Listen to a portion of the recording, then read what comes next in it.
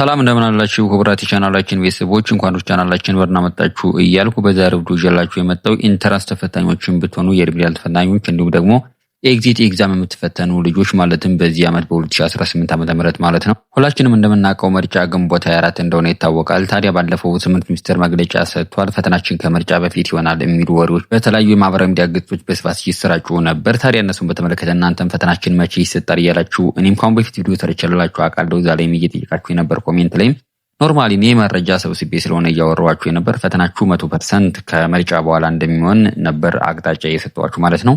የፈተና ቀናችሁን ማወቃችሁ ለዝግጅታችሁ በጣም አሪፍ እንደሆነ ይታወቃል። ታዲያ ትምህርት ሚኒስቴር ትናንትና ፕሮፌሰር ብርሃኑ ነጋ የፈረሙበት ለትምህርት ሚኒስቴር ጽሕፈት ቤትና ለከፍተኛ ትምህርት ተቋማት ሚኒስቴር ዴኤታ ጽሕፈት ቤት ግልባጭ ተደርጎ ብርሃኑ ነጋ የፈረመበት ወረቀት ለዩኒቨርሲቲዎች ተልኳል ማለት ነው። ማለትም በዚህ ዓመት የምትወስዷቸው እነዚህ የሶስታችሁም ሀገራዊ ፈተናዎች ሁሉም ከምርጫ በኋላ እንደሚሰጡ ፕሮፌሰር ብርሃኑ ነጋ የፈረሙበት ወረቀት ለዩኒቨርሲቲዎች ተልኮላቸዋል።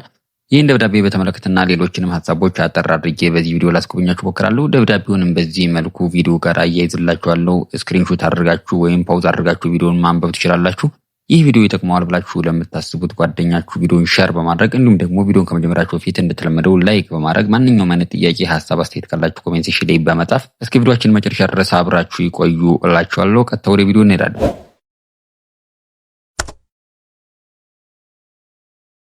ታዲያ የደብዳቤውም ዋና ይዘት ጉዳዩ የከፍተኛ ትምህርት ተቋማት ላይ የሚማሩ ተማሪዎችን የዚህን ዓመት ምርጫና ፈተናቸውን በተመለከተ ብለው ካሁን በፊት ያሉትን ነገርም አያይዘው እሱን እንደ ሀሳብ ወደኋላ በመተው ተማሪዎች ምናልባት ሂዶ መምረጥ የሚችሉበትን እድል እናመቻቻለን አይነት ሀሳብ ነው ያሳሰቡ ማለት ነው።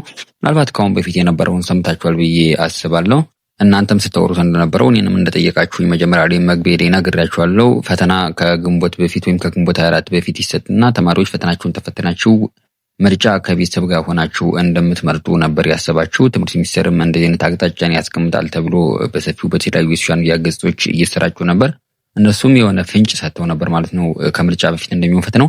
ታዲያ አሁን በዚህ ደብዳቤ ላይ የተገለጸው ብርሃኑ ነጋ ፈርመውበታል። ግልባጩም ለትምህርት ሚኒስቴር ጽሕፈት ቤትና ለከፍተኛ ትምህርት ተቋማት ሚኒስቴር ዴኤታው ነው እንዳልኳችሁ። ደብዳቤው ላይ እዚህ ጋር እንደምታዩት ነው ማለት ነው። የብርሃኑ ነጋ ፊርማም እዚህ ጋር እንደምታዩት አለበት ማለት ነው። የትምህርት ሚኒስቴር ፊርማም አለበት እና ደብዳቤው በተለያዩ ማህበራዊ ሚዲያ ገጾች አልተሰራጨም። ኦፊሻሊ የፌስቡክ ፔጁ ላይ ነው የተለቀቀ ማለት ነው። ታዲያ ደብዳቤው ላይ እንደምታዩት ሁሉንም አላነብላችሁም። እኔ አጠር አድርጌ ሀሳቡን ተናግራችሁ ምንድነው የደብዳቤ ዋና ሀሳቡ። መጀመሪያ ላይ ትምህርት ሚኒስቴርም እንዳለው ተማሪዎች እንዳልኳችሁ ተፈትናችሁ ወደ ቤት ተመጣችሁ ምርጫ የምትመርጡበት እድል ነበር የሚሻሻል የተባለው። አሁን ግን ይሄ ትምህርትን ይጎዳል ተብሎ ስለታሰበ ተማሪዎች የምርጫ ሰዓትን ምናልባት ወደ ቤተሰብ ሄደው መርጠው የሚመለሱበት እድል ማመቻቸት እንችላለን። እንደዛ ካልሆነ ግን ተማሪዎች ምናልባት ዩኒቨርሲቲ ውስጥ ሆነው የሚመርጡበት እድል ነው ሊመቻች የሚችል። ካሁን በፊትም ቪዲዮ ሰርቼላችሁ ነበር። እኔ ተማሪዎች ዩኒቨርሲቲ ውስጥ ሆነው የሚመርጡበትን እድል ትምህርት ሚኒስቴር ሊያመቻች ይችላል የሚል ሀሳብን ነው ተነግራችሁ የነበር። አሁን ኖርማል በቃ ለሁላችሁም ታወቀ ማለት ነው። ደብዳቤውንም በዚህ መንገድ አያያዝኩላችሁ።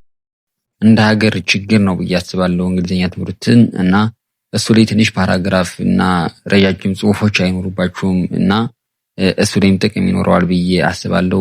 ሶሻል ላይ የምትማሩ ልጆችም አሁን ሲቪክስ ላይ ኖርማል፣ ሂስትሪ፣ የታሪክ መጽሐፎችን በጣም ረጃጅም አይሆኑም ጽሁፎችና ግልጽና አጭር የሆኑላችኋል። ኦንላይን ሆናቸው በጣም እንደዚህ አይነት ትልልቅ ቫልዩዎች አሉት። ምናልባት እንዳልኳችሁ ኦንላይን ነው ሲባል ጫናው ትንሽ ስለሚበዛ ነው እና ውጤት ቶሎ ይለቀቃል። ራሱ ኮምፒውተር ነው የሚያርመው። የእርማት ስህተት ምናምን አይኖርም።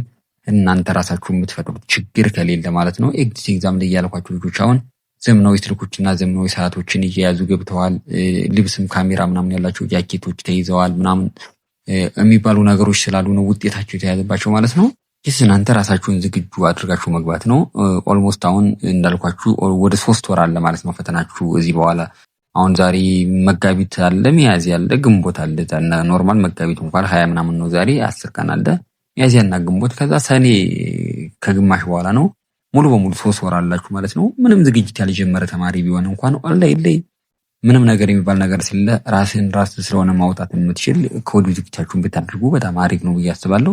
ሌላ በኩል ኦንላይን ላይ ፈተና ስትፈተኑ የመጀመሪያ ጥያቄያችሁ ከባድ የሚሆንባችሁ ከሆነ እሱ ዲስተርብ ሊያደርጋችሁ ይችላል። ወረቀት ሲሆን ወደታች ያለውን ማየት ትችላላችሁ። አጋጣሚ አንድ ፔጅ ላይ 3 4 5 ጥያቄ ስለሚሆን የመጀመሪያው ከባድ ሲሆን አልፋችሁ ማየት ባትፈልጉ እንኳን አይናችሁም ህሊናችሁም ወርታችሁ ያለውን ያይባችኋልና ታዩታላችሁ። ያኛው ግን ኔክስት ፐርቪውስ አለው ሜቢ ከፍርሃትም ከምንም ሊሆን ይችላል። የመጀመሪያ ፊት ለፊት ይመጣላችሁ አንድ ጥያቄ ብቻ አይታችሁ በዛ እሱን ሰርታችሁ ነው ወደ ሁለተኛው መሄድ ትችላላችሁ። ጀስት ማለፍ ይቻላል፣ በግምት መስራት ነው የሚሻላችሁ እያልኳችሁ ነው። ምክንያቱም አለፋችሁለት ማለት ኮምፒውተሩ የሚያርመው እስከዛ ድረስ ያለውን ብቻ ነው እንጂ ዝብርቅርቅ ያደርግባችኋል። ሰው በግምት ሰርቶ ማለፍ ይቻላል ነው እያስባለሁ።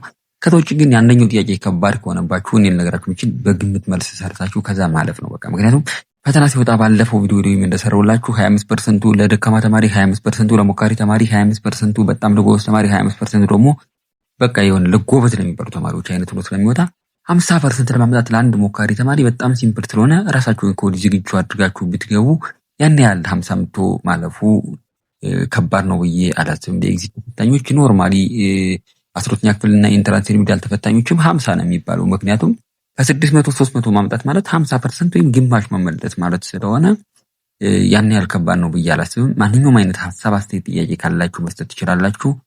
ጀስት ፈተናችሁ አሁን ኦልሞስት ይሁንላችሁም የሚባል ደረጃ ከምርጫ በኋላ እንደሆነ ትምህርት ሚኒስቴር ፕሮፌሰር ብርሃኑ ነጋ ራሳቸው ፈርመውበት ለከፍተኛ ትምህርት ተቋማት ሚኒስቴር ዴኤታውና ለትምህርት ሚኒስቴር ጽሕፈት ቤት ግልባጭ አድርገው በዚህ መልኩ ደብዳቤውን አያይዘው ልከውታል ማለት ነው።